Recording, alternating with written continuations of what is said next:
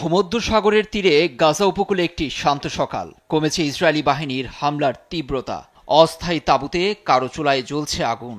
ক্ষুধার্ত ফিলিস্তিনের কাছে একটাই খবর, বন্ধ হচ্ছে যুদ্ধ। এমন খবরই কারো কারো ভেঙেছে ঘুম। ট্রাম্পের শান্তি চুক্তি মেনে নিয়েছে হামাস। আমরা এমন একটি ভালো সংবাদ শুনছি। মাসের পর মাস এমন সুসংবাদের অপেক্ষায় ছিলাম।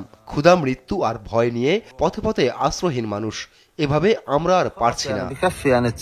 ট্রাম্পের ২০ দফা শান্তি প্রস্তাব নিয়ে শীঘ্রই চুক্তি হচ্ছে। ট্রাম্পের প্রস্তাব হামাস মেনে নেয় ইসরায়েল গাজায় ইতি টানছে যুদ্ধ।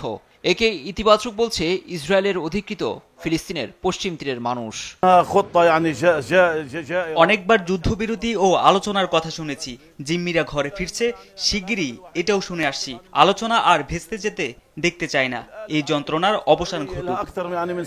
হামাসের হাতে এখনো জিম্মি ৪০ জনেরও বেশি ইসরায়েলি। তাদের ঘরে ফেরানো ও হামলা বন্ধের দাবিতে দীর্ঘদিন প্রধানমন্ত্রী নেতানিয়াহুর উপর চাপ সৃষ্টি করে আসছে ইসরায়েলিরা। ট্রাম্পের সম্ভাব্য চুক্তিতে ইসরায়েলিরা আশাবাদী হলেও এর বাস্তবায়ন শীঘ্রই চায় তারা। অনেকবার যুদ্ধবিরতি ও আলোচনার কথা শুনেছি। জিম্মিরা ঘরে ফিরছে শিগগিরই এটাও শুনে আসছি। আলোচনা আর ভেস্তে যেতে দেখতে চাই না। এই যন্ত্রণার অবসান ঘটুক। ২০ দফার শান্তি চুক্তি মেনে নিতে ফিলিস্তিনের স্বাধীনতাকামী সংগঠন হামাসকে রোববার পর্যন্ত আল্টিমেটাম দেন মার্কিন প্রেসিডেন্ট ডোনাল্ড ট্রাম্প। এরপরই তার প্রস্তাবে সম্মতি জানায় গোষ্ঠীটি। লুৎফর কবির, নিউজ ডেস্ক, দেশ টিভি।